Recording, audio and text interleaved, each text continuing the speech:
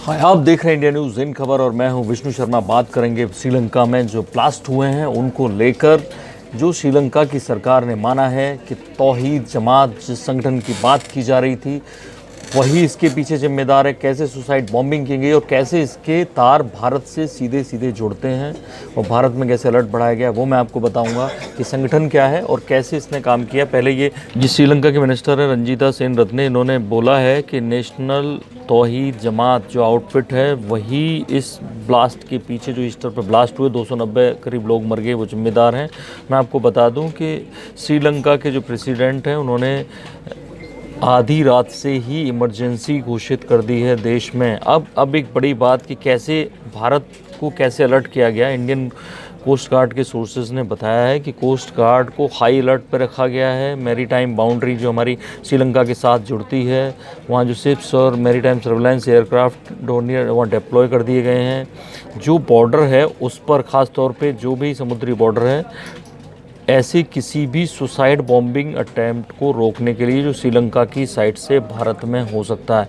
ये भारत का कनेक्शन कैसे जुड़ रहा है मैं आपको बता दूं कि ये तौहीद जमात जो संगठन है वो कई तरह की सामाजिक गतिविधियों में तो लिप्त रहता ही था। उसके अलावा उसकी वहाँ पर कई बुद्ध मूर्तियाँ तोड़ी श्रीलंका में, उसने इसके चलते चर्चा में आया था। मैं आपको बता दूं 78% से ज़्यादा बुद्ध जनसंख्या है वहाँ पर और ऐसे में वो संगठन तब से चर्चा में आया था। वहाँ का चरमपंथी संगठन है, लेकिन आपको जानकर हैरत होगी कि ये संगठन यानी तौहीद जमात भारत में भी काम करता है, ख़ास तौर पर तमिलनाडु में।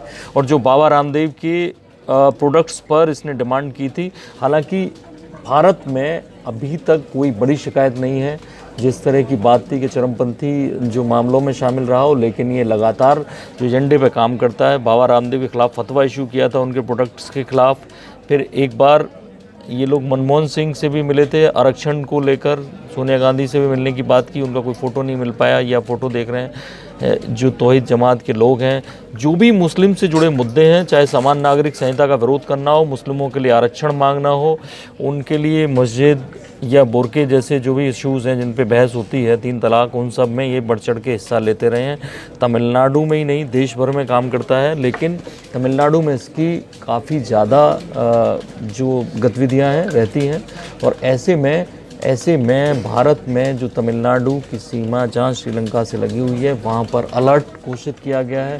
और ऐसा लगता है कि भारत सरकार ऐसे में कहीं ना कहीं संगठन की, अगर ये तौहीद जमात संगठन के तार श्रीलंका के लोगों के भारत से जुड़े हुए हैं तो वाकई में भारत में खतरे की बात है। और ऐसे में एजेंसियां सतर्क हो रही होंगी कि 290 लोग तब मारे गए जब वो गुड फ्राइडे के तीसरे दिन ईस्टर मनाने के लिए इकट्ठे हुए थे। होटल्स में विस्फोट हुए, चर्चेज में हुए और पूरी दुनिया भर में जो सदियों से होता आया था मुस्लिम वर्सेस ईसाई, उसका एक रुख यहाँ देखने को मिला। हालांकि ज़्यादातर बौद्ध हैं श्रीलंका में, लेकिन भारत सरकार सतर्क हो गई है, इसलिए कोस्ट गार्ड ने फ़िलहाल बॉर्डर पे ये बढ़ाया है। लेकिन तौहीद जमात भारत में भी है, भले ही उसकी गतिविधियाँ उस तरह से उतनी घातक नहीं रही हों, लेकिन उम्मीद की जा रही है कि भारतीय एजेंसियाँ उस तरफ भी ध्यान देंगी और चौकन्नी रहेंगी। इस बारे में जो भी बड़ी खबर आती है आपको जरूर बताएंगे। आप देखते रहिए इंडिया न्यूज़, सब्सक्राइब करें इन खबर।